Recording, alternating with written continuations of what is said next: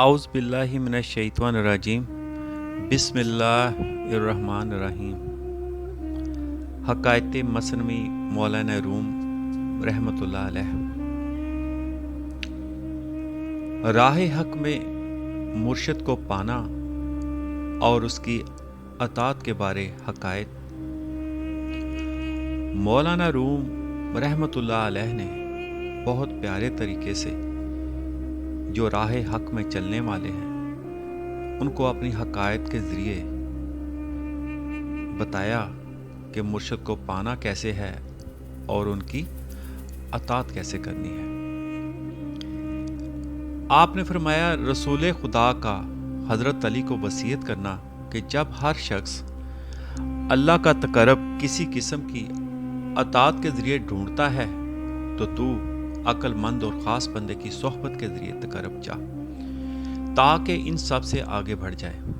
رسول خدا نے فرمایا جب لوگ اپنے خالق کا تقرب مختلف نیکیوں کے ذریعے چاہیں تو اللہ کا عقل اور اسرار الہی کے ذریعے تقرب چاہ تو درجوں میں سب سے بڑھ جائے گا، دنیا میں لوگوں کے نزدیک اور آخرت میں اللہ کے نزدیک۔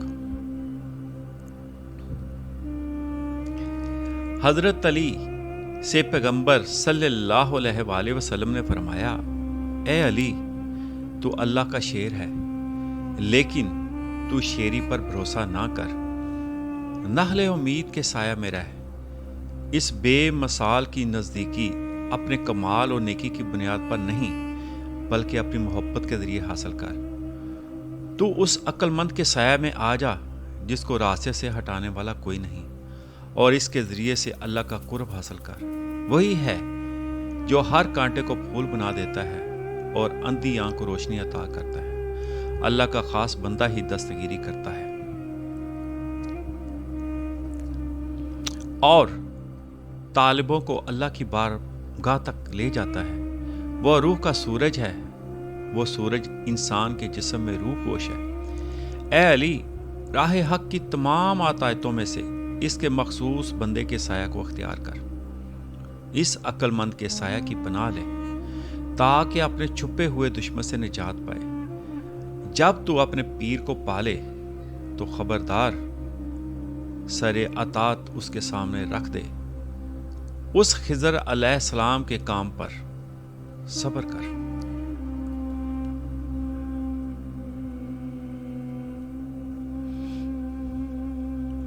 کہیں وہ یہ نہ کہہ دے کہ حاذا فراغ، وہ کشتی توڑ دے تو اعتراض نہ کر، بچے کو مار ڈالے تو رنج نہ کر۔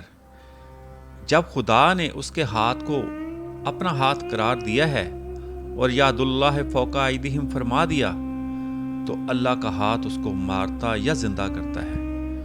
اس راستے پر جانے کے لیے یار چاہیے، تنہا جنگل میں نہ جا۔ ایسا کم ہوا ہے کہ کسی نے تنہا یہ راستہ طے کیا ہو، وہ بھی بزرگوں کی باطنی توجہ سے ہی ہوا ہے۔ یہ ہاتھ غیر حاضر لوگوں کو بھی لقمہ دے دیتے ہیں تو حاضر مہمانوں کو کیا کیا نعمتیں دیں گے۔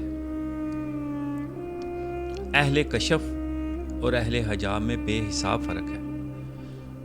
کوشش کر تاکہ اندر کا راستہ پا لے، ورنہ زنجیر کی طرح دروازے سے باہر رہ جائے گا۔ پیر بنا لیا تو نازک دل نہ بن، گارے کی طرح ڈھیلا نہ ہو۔ پیر نرم بات کہے یا سخت خوشی سے قبول کر تاکہ سردار بن جائے۔ اگر ہر تکلیف پر غصہ سے بھرے گا تو بغیر مانجے کس طرح صاف ہوگا۔ اس سلسلہ میں ایک قصہ سن۔ ایک قزوینی کا کندھے پر گدوانا اور زخم سوزن کی وجہ سے شرمندہ ہونے کا قصہ۔ ایک قزوینی نائی کے پاس گیا کہ میرے جسم پر غضبناک شیر گود دے، میں چاہتا ہوں کہ شیر گدوا کا رزم و بزم میں پختہ کار نظر آؤں۔ اس نے جب سوئیاں چبونی شروع کی تو تکلیف محسوس کرنے لگا اور چلانا شروع کیا۔ پوچھا کہ پہلے کیا بنا رہے ہو؟ اس نے کہا دم بنا رہا ہوں۔ اس نے کہا دم نہ بنا،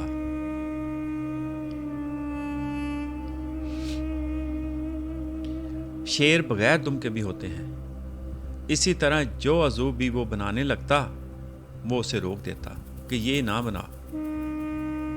جب ہر عضو کے بنانے پر اس نے انکار کیا تو نائی متجب ہوا، اس نے سوئی پھینک دی اور بولا، دنیا میں کسی کو ایسا بھی پیش آیا ہوگا کہ بے دم، بے سر اور بے پیٹ کوئی شیر ہو؟ اگر تو سوئی چبھنے کی تکلیف برداشت کرنے کی طاقت نہیں رکھتا تو خوفناک شیر کے بارے میں بات نہ کر۔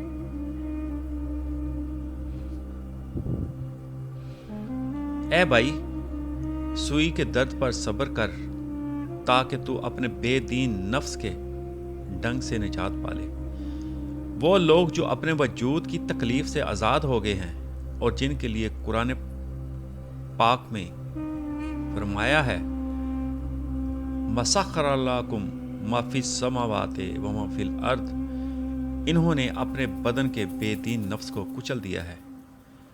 جب ان کا دل صبر کو روشن کرنا سیکھ جاتا ہے تو سورج انہیں نہیں جلا سکتا۔ سورہ کہف میں اللہ نے فرمایا، سورج ان کی غار سے کترا کر گزر جاتا ہے۔ جو جز و کل سے پورے طور پر وابستہ ہو جاتا ہے اس کے لیے کانٹا پھول کی طرح پر لطف ہو جاتا ہے۔ خدا کی عظمت کو ظاہر کرنا کیا ہے؟ اپنے آپ کو ذلیل اور مٹی بنا لیا۔ اللہ کی وحدانیت سیکھنا کیا ہے؟ اپنے آپ کو واحد کے سامنے فنا کر دینا ہے۔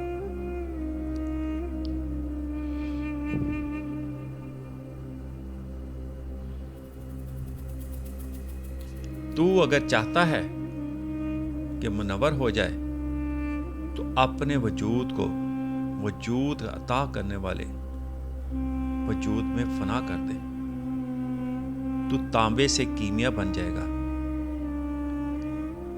تو نے من و ماں کو مضبوطی سے پکڑ رکھا ہے اور ساری خرابی دو وجودوں کی وجہ سے ہے۔ اللہ پاک ہمیں سمجھنے کی، اس پر قائم رہنے کی ہمت عطا فرمائے۔ آمین۔